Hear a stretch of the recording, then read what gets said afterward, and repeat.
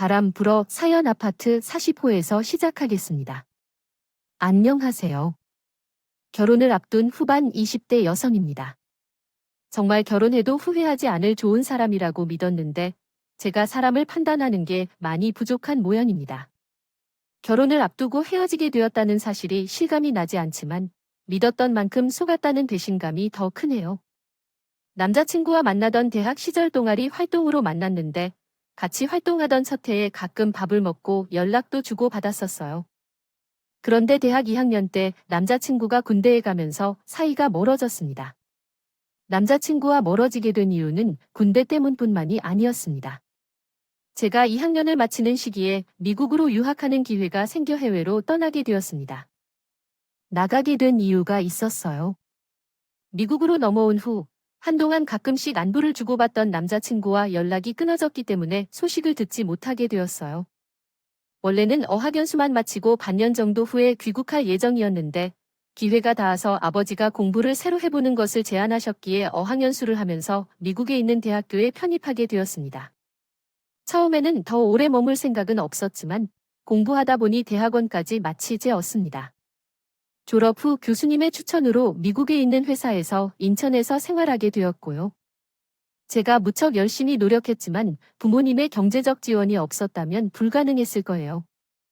일 것입니다. 당시 부모님께서는 작은 사업을 하고 계셨습니다. 자본금 5천만 원으로 시작한 작은 사업인데 우연한 기회로 국책 사업을 맡게 되었고 그로 인해 사업이 가파르게 성장할 수 있었어요. 덕분에 저도 미국에서 진학을 시작하며 대학원까지 마칠 수 있었고요. 귀국 후에는 전공을 살려서 한국에 있는 기업에 취직할 계획이었습니다. 그런데 돌아온 뒤에는 지내다 보니 전공을 살리기 위해 아버지의 회사 이외에 적절한 곳이 없을 것 같다는 생각이 들었어요. 아버지 또한 일정 부분 사업을 이어받아 밝히고자 했던 것 같았고요. 하지만 낙하산으로 들어가서 이미 자리를 잡고 있는 회사에 물을 흐리고 싶지 않았고 아버지도 가장 밑바닥에서 시작해서 조금씩 올라온 뒤 회사에서 다른 사람들에게 인정받는 과정을 수순으로 생각하셨습니다. 또한 겸손이라는 미덕이 가장 중요한 것이 아니겠느냐며 회사에서 일을 시작할 수 있게 해주겠지만 특히 직장 동료들에게 제가 아버지의 딸이라는 점을 숨기려는 눈치가 있는 것이었습니다. 또한 아버지가 말씀하고자 하는 의도를 알고 괜히 오해를 받고 싶지 않아서 그렇게 하기로 결심하였고 결과적으로 아버지의 회사에서 일을 시작하게 되었습니다. 회사 생활을 시작한 지 2년 정도 지났을 때 승진까지는 아니었지만 같은 회사에서 올라가기 위해 노력하고 있었습니다.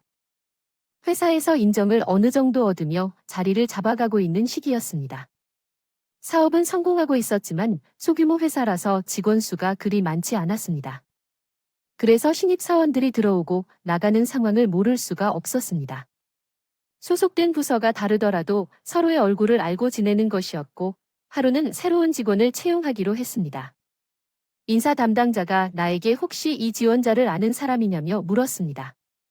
지원자 중에서 가장 인상적인 사람이었는데 혹시 아는 사람이나 한다면 의견을 듣고 싶다고 했습니다.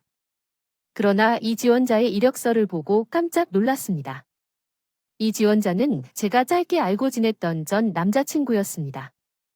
사진이 붙어 있었으면서 예전에 연락이 끊긴 친구에 대한 반가움보다는 저와의 알던 사이를 알려야 할지 말아야 할지 고민부터 했습니다.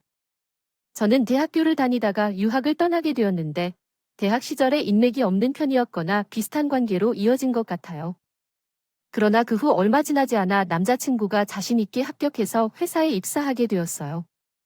남자친구도 저를 알아본 듯한 눈치를 챘고 제가 모르게 입에 손을 가져다 놓는 제스처로 비밀스럽게 남자친구에게 행동을 취했었죠.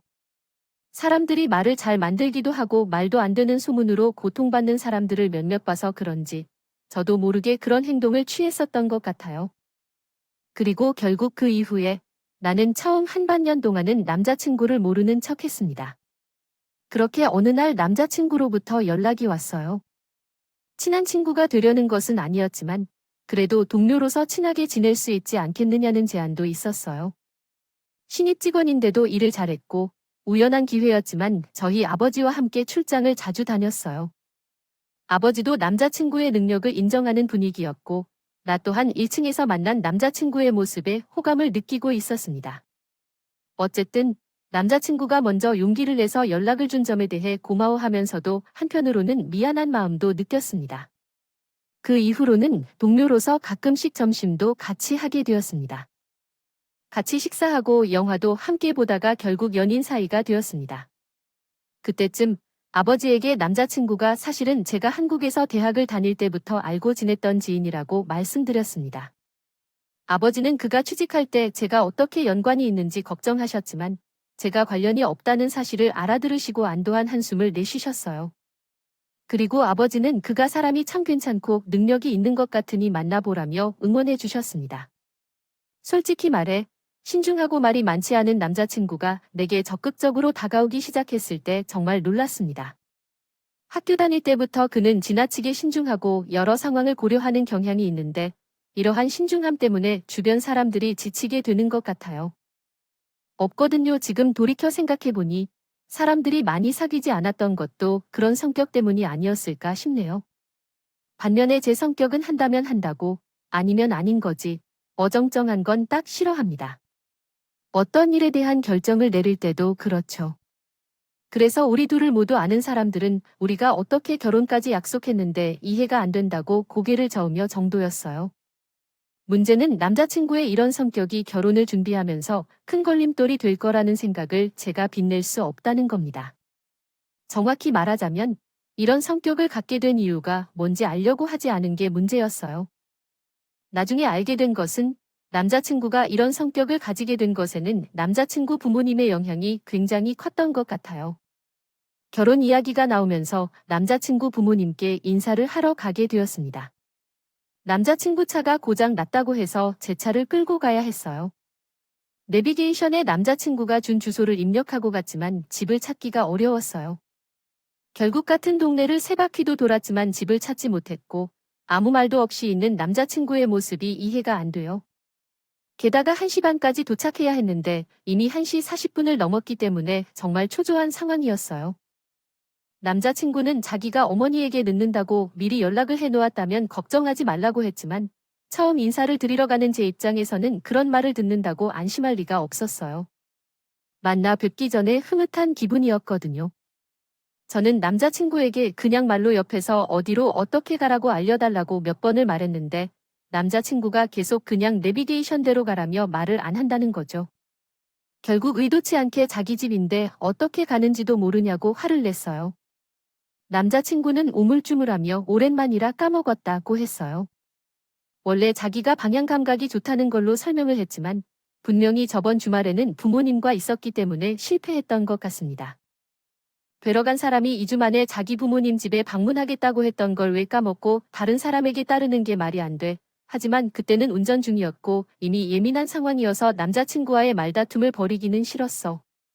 남자친구가 거짓말을 하고 있다는 걸 확신하고 있었지만 어쩔 수 없이 미루고 생각하며 차에서 시댁을 찾기 위해 노력했어.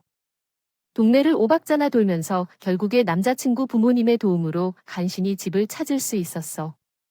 다행히 늦게 도착했지만 남자친구 부모님께서 화를 내신 건 없었어. 그때 아들에게 말을 똑바로 해주라고 해야겠다. 챙기라고 하시면서 조에게 문제를 늘어놓았다고 고생했다 하시더군요. 남자친구 어머니께서는 식사 준비도 좀 늦어졌다며 잠깐 기다리라 하셨고 저는 거실 소파에 앉아 있었습니다. 거실에 앉아 찬찬히 집안을 둘러보는데 집이 정말 예쁘고 좋더라고요. 정말 잘 꾸며놓은 호텔이나 모델하우스처럼 보일 만큼 군더더기 하나도 찾아볼 수 없는 집이었습니다. 평소에 남자친구가 워낙 평범하게 다니기도 했고 남자친구 재력에는 관심도 없었기에 솔직히 이렇게 고급스러운 집은 예상을 못했습니다. 아파트에서만 살았던 저였기에 한국에도 이런 미국식 주택이 있는 것이 참 신기했어요. 어머님께 제가 2층도 구경해도 되냐고 조심스레 여쭈니랍니다. 약간 당황한 표정으로 떨떠름하게 하지만 하시더군요. 그래서 2층에 올라가니 1층처럼 2층에 도관이 부엌이 하나 있었고 거실하고 방도 있더라고요. 이 큰 집에는 남자친구 부모님만 사셔서 그런 건지 2층에는 사람의 온기가 하나도 느껴지지 않았습니다. 세안을 주로 하고 저는 다시 1층으로 내려가기 전에 화장실에 가려고 했어요. 그런데 화장실을 아무리 찾아봐도 찾을 수가 없었습니다. 부엌도 있고 거실도 있는데 화장실이 없는 게 이상해서 어머님께 2층에 화장실이 없냐고 여쭤봤어요. 그런데 순간 어머님께서 아버님께 다시 2층에 화장실이 없냐고 물으시는군요. 어머님 집인데 왜 그걸 아버님께 여쭤보는 건가 싶어서 순간 당황했지만 어머님이 제 그런 생각을 읽으셨나요? 사실 우리가 이사 온 지 얼마 안 됐기 때문에 잘 모른다고 말씀하셨습니다. 아무리 그래도 말이 안 된다고 생각했어요. 솔직히 자기가 사는 집에 화장실이 몇 개인지 어디에 있는지를 모를 수가 있나 싶었으니까요. 식사를 마치고는 어머님의 설거지를 도와주다가 주방 가위에 살짝 손이 미친 것 같았습니다. 피도 많이 나지 않아서 그냥 밴드 하나 붙이면 해결될 것 같아 어머님께 혹시 구급상자는 어디에 있는지 여쭸니 아까보다 더 당황하시는 표정으로 그런 게 집에 있나 모르겠네라며 허둥지둥 하셨어요. 이 밖에도 식사 중 필요한 물건을 찾기 위해 찬장, 란찬장 안다 열어보기도 했고 정원 관리는 어떻게 하셨는지요? 제 짧은 질문을 얼렁뚱땅 넘기셨는데 뭔가 찜찜한 일들이 있었어요. 식사 시간 동안 예비 시부모님의 모습도 영개운치 못했습니다. 그분들께서는 저에 대해 궁금해하지 않는 듯한 눈치를 살펴내며 오로지 부모님의 직장이나 재산에만 관심이 있으신 것 같았어요. 저는 아버지의 어머니 두 분께서 현재 은퇴하셔서 집에 계시다고 설명했고 그 두 분의 재산에 대해서는 알아서는 안 된다고 말씀드렸습니다. 결혼은 제가 모아둔 돈으로 하기로 생각하고 어른들의 도움은 웬만하면 받지 않을 생각입니다. 남자친구와는 이 부분에 대해 진지하게 대화한 적은 없지만 예전부터 곰곰이 생각한 우리의 진심은 긴 것처럼 느껴졌습니다. 집으로 돌아가는 길에 남자친구가 말을 끊었어요. 어떤 분이다. 분위기를 바꾸려고 농담을 해봤어요. 그러나 피곤하다는 반응만 얻었습니다. 다음 날 점심시간에 남자친구가 잠시 이야기하자고 제안했습니다. 처음에는 당신이 어제 무슨 이야기를 했는지 궁금해했는데 어쩌다가 남자친구가 차에 타는 순간 당신 부모님이 은퇴했냐?고 하더군요. 그래서 맞다고 답했더니 아버지께서 그 회사의 오너이냐고 물어보셨어요. 그 순간 저는 정말 당황하고 깜짝 놀랐습니다. 어제 일에 대해 어느 정도 거짓말을 한 것은 그 일이 찜찜한 기분이 들었기 때문일 것 같아요. 오너라, 네가 무슨 소리를 하는 거야? 아버지가 사장이면서 내가 지금 외모가 독일식 급으로 일을 하고 있겠느냐? 남자친구는 전과는 다른 심각한 표정을 보이며 그럼 네가 입고 걸치고 다니는 건 다 무슨 돈으로 하는 거냐고 물어봤어. 아무래도 검소한 아버지와는 다르게 어머니는 나가 시집도 가고 하려면 예쁘게 하고 다녔으면 좋겠다며 이것저것 좋은 것을 많이 사주시는 편이야. 나도 멋을 내는 걸 좋아하고 있어서 망설일 이유도 없고 어머니가 사주신 대로 다 잘 사용하고 있었어. 아무튼 남자친구의 질문에 괜히 다시 부모님이 재력이 있으시다고 둘러싸려 하기도 애매하고 이건 내가 벌어서 사는 거란 것을 대답했어. 그런데 남자친구가 한마디 더 덧붙였어. 부자인 양을 표시하면서 없다고 거짓말하는 건 왜 그런 거죠? 처음에는 상황을 이해하지 못해서 남자친구가 왜 이러지 생각했습니다. 남자친구는 나에게 이 차를 타고 다니지 않느냐고 물어봤는데 나는 자세히 설명했고 내 차를 타고 다닌다고 말했습니다. 그러자 그는 진심으로 이해가 되지 않는다고 말하며 나에게 나는 이렇게 무지한 여자였다는 것을 이해 못했다며 비웃더군요. 결국 그는 나와의 결혼 생각을 가지고 이렇게 얼마나 돈이 있는지 물어보더군요. 이런 것을 물어보는 너는 돈이 얼마나 있는지니까 나는 당장 넘어갈 생각 말고 솔직하게 대답하라는 식이었습니다. 그러면서 남자친구와 함께 있을 동안 결코 이런 합법을 써보지 않은 적이 없었기 때문에 너무 당황해서 말이라도 던져버렸습니다. 결국 남자친구에게 이런 상황을 공유했습니다. 내리라고 했어요. 그러자 하긴 네가 가진 게 이게 다인가 봐. 간수 잘 해야지라며 제 어깨를 툭 치고 내렸어요. 사무실로 돌아왔는데 온몸이 부들부들 떨리고 어이가 없었어요. 결혼 얘기가 나오고부터는 회사 사람들도 저랑 남자친구가 사귀는 걸 알고 있었기 때문에 어두워진 저희 표정에 둘이 싸운다고 물었지만 사실 이건 뭐 싸운 것도 아니고 쪽팔려서 뭐라고 말해야 할지도 모르겠네요. 하지만 이 사건은 여기서 끝이 아니었어요. 당연히 헤어지기로 마음을 먹었고 부모님께도 오늘 있었던 일을 말씀드렸어요. 아버지는 충격을 크게 받았는지 우리 가정에서 남자친구를 높게 평가하던 아버지는 제가 남자친구와 결혼하면 사업을 저와 남자친구에게 나눠줄 생각을 하고 있다는 것을 알고 계시더군요. 어머니도 서울 생활이 지친다며 빨리 은퇴하여 공기가 좋은 곳에서 살고 싶어 하시는데 아버지는 고민에 잠기신 표정으로 어떻게 해야 할지 생각해보자 하셨습니다. 그 다음 날 바로 회사에 출근할 예정이었는데 남자친구를 만나야 한다는 건 속이 답답하여 길게 일주일 휴가를 내고 회사를 떠나게 되었습니다. 당연히 남자친구는 제 부모님이 은퇴하셔도 저는 월급으로 살아가야 할 편안한 여자로만 생각하는 건 아닐지 연락이라도 하더라도 하셨다. 한 주가 흘렀고 회사에 출근했는데 사람들이 저를 보는 시선이 굽히지 않았어요. 이게 무슨 일인가 싶어서 평소에 친하게 지내던 직원에게 살짝 물어봤더니 직원이 문제로 나중에 이야기하자고 했습니다. 회원 수가 적은 회사라 다른 직원들의 반응이 염려스러웠는데 그 직원이 전한 이야기는 정말 놀라웠습니다.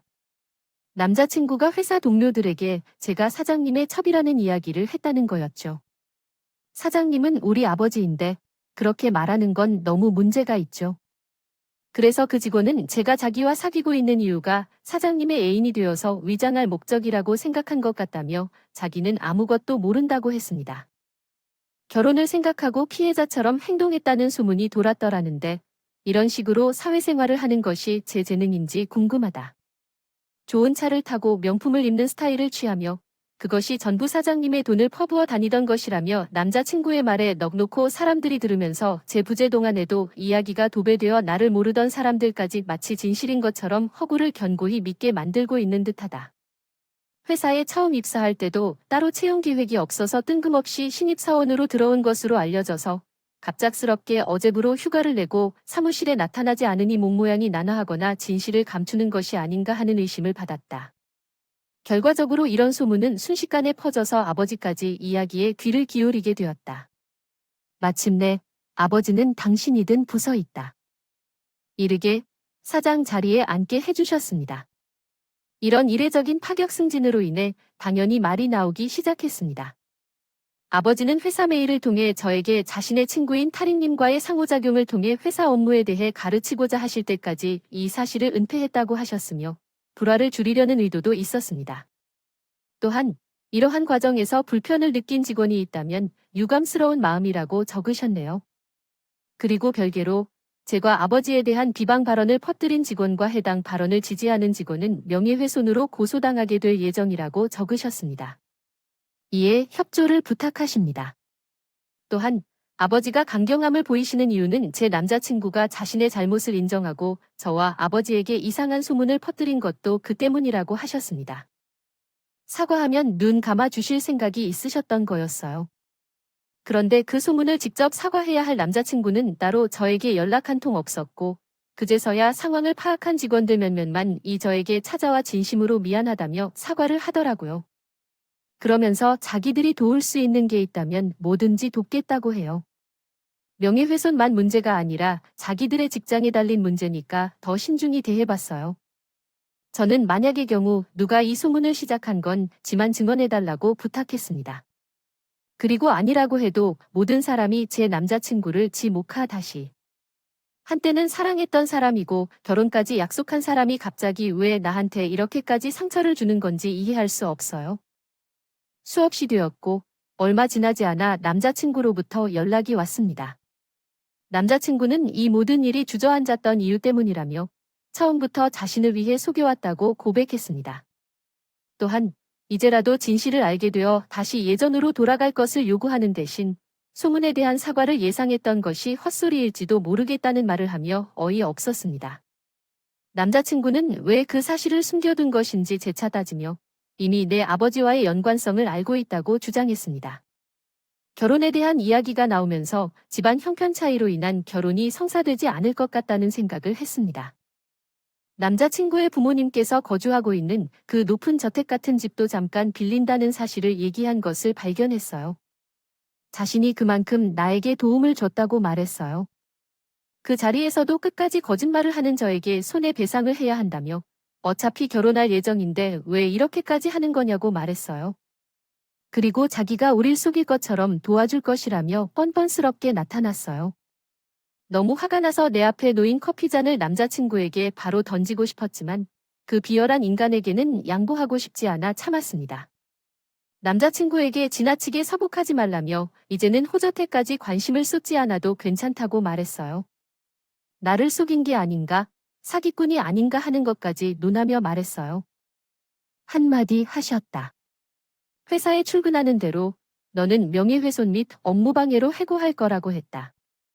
업계가 얼마나 좁은지 더 이상 모르냐며 인생을 그렇게 살지 말라고 한 말까지 했다.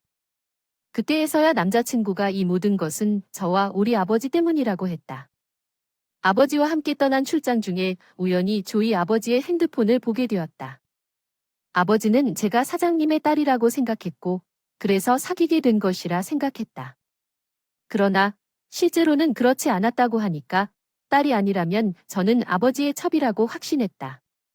그리고 배신감에 치가 떨리는 것이라고 했다.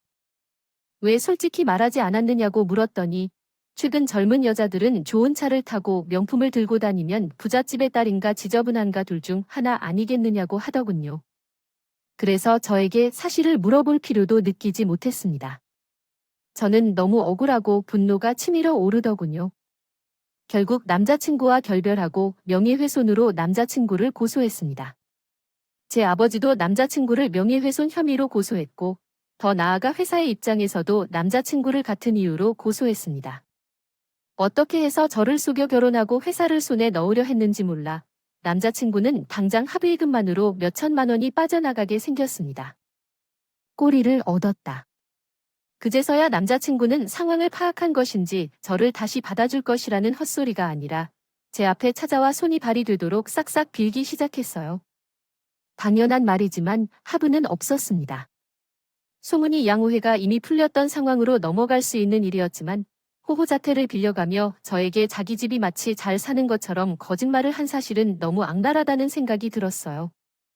저도 모든 사실을 숨겼다는 점에 대해 잘못한 점이 없다는 걸 알고 있습니다. 하지만 남자친구가 저의 배경이 아니라 저를 사랑했던 것이라고 밝혀주면서 모든 것을 알게 된 지금 남자친구는 저를 사랑하는 게 아니라 저를 얻음으로써 자기에게 유리한 자기 목적을 이루려는 사기꾼인 것으로 밝혀져 있습니다. 분명했으니까요. 그리고 당연히 그 주가 없을 때는 치러야 한다고 생각합니다. 회사 내에서 오해는 풀렸지만 저도 직원들을 속였다는 죄책감에 회사를 나오기로 결심했습니다.